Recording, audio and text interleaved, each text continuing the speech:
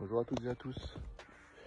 Aujourd'hui, je souhaitais évoquer, je ne vais pas dire ce phénomène de mode, mais c'est quelque chose qu'on retrouve de plus en plus. Et c'est cette notion hyperactivité ou hypersensibilité. Et cette réflexion, en fait, me venait parce qu'on s'aperçoit qu'il y a de plus en plus de gens qui sont hypersensibles et hyperactifs. Et la question, c'était de savoir, est-ce que les gens sont de plus en plus sensibles et actifs, ou est-ce qu'ils vivent de plus en plus mal leur sensibilité et l'activité du quotidien, parce que c'est pas exactement la même chose. Et c'est l'histoire de la poule et l'œuf, hein. Donc est-ce que c'est véritablement finalement les gens qui ont de plus en plus de difficultés à vivre cette réalité là, ou est-ce que c'est leur sensibilité qui s'est développée et leur activité qui s'est développée de manière exponentielle et ça les dépasse? Et c'est une évidence déjà pour ce qui est de l'hyperactivité, puisque il y a une histoire de valorisation par le faire. Le fait d'être actif a toujours été valorisé évidemment par les anciens, par l'éducation qu'on a reçue. Et cette valorisation du non-faire vient immanquablement à faire défaut. Donc cette programmation, cette réalité de se dire que plus on s'active, plus on est dynamique, plus on fait, et plus on est valorisé, est déjà une programmation ancestrale, en tout cas déjà des dernières décennies, où ça nous encourage inconsciemment à nous disperser et à courir dans tous les sens. Et pour l'hypersensibilité, il y a aussi cette réalité où on l'a souvent aussi beaucoup dit pour les hommes, hein, de dire qu'il fallait pas pleurer parce que c'est un homme, ça doit être fort et ça doit justement pas être faible et vulnérable, et aussi pour les femmes naturellement, mais toutes ces émotions qui ont été mises sous le tapis et occultées pendant des années et des années, aujourd'hui j'ai le sentiment qu'elles sont en train d'abonder, de se déverser sur les personnes, parce que justement ça déborde, et c'est un rapport finalement aux émotions qui est tronqué, qui n'est pas pris on va dire comme il faudrait, puisque les émotions sont souvent nourries inconsciemment, elles sont retenues sur nous, c'est-à-dire qu'on s'identifie à elles. C'est un des problèmes de l'ego, hein. C'est une de ces caractéristiques de l'ego, c'est qu'il s'identifie, qu'il s'associe aux choses, aux mémoires, aux personnes, aux événements, aux émotions, aux pensées, etc. Donc tout le fond du problème déjà, c'est que quand une émotion nous parvient, on se l'agglutine en l'identifiant à nous, et ensuite on l'alimente avec l'ego et le mental. Donc forcément, c'est pas du tout optimale cette histoire, puisque l'idéal serait d'accueillir l'émotion comme elle nous arrive et de la laisser repartir quand elle a fait son œuvre, à savoir délivrer une information pour l'âme, une forme de coagulation de l'enseignement. C'est ce que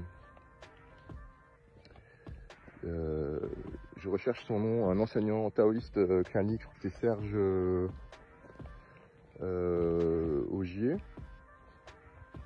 Et bon bref, et il explique justement que l'émotion ne doit pas être retenue, elle ne doit pas être alimentée avec l'ego et notre petit moi.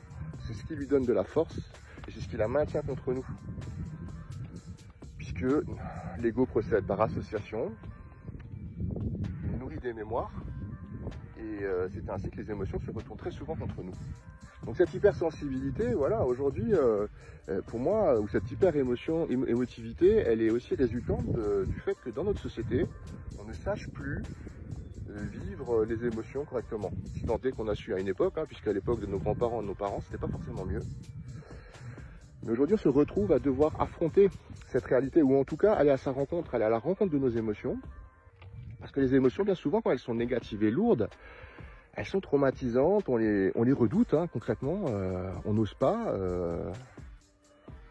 se poser dans la bonne attitude pour justement les vivre.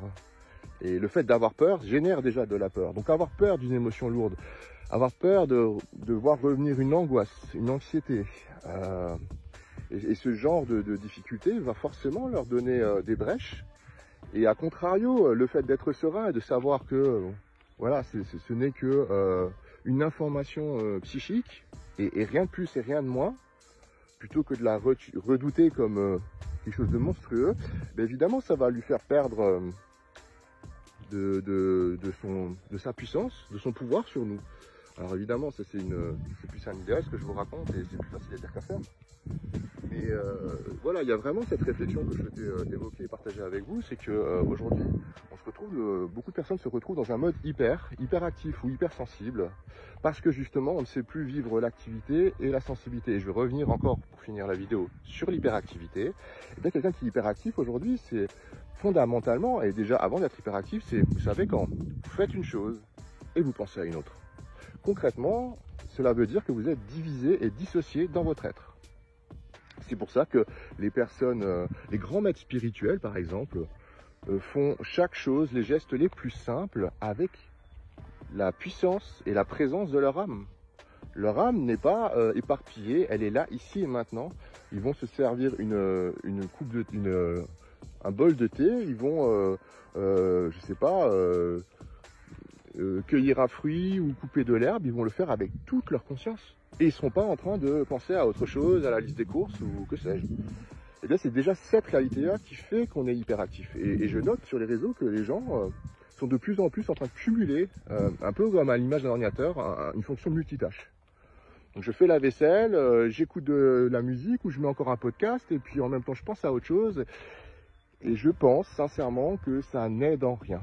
Parce qu'il y a peut-être de la valorisation dans le faire, mais évidemment, on ne peut pas vous dire maintenant qu'il ne faut plus rien faire du tout, mais il y a aussi une valorisation dans le non-faire. Il y a une vertu dans l'immobilité. Et évidemment, là, vous avez bien compris, je vous parle de la méditation, je vous parle du zen et de toutes ces valeurs-là qui font qu'aujourd'hui en Occident, on perd un peu la boule parce qu'on a oublié toutes ces leçons, ces enseignements de sagesse. Voilà, je vous dis à très bientôt.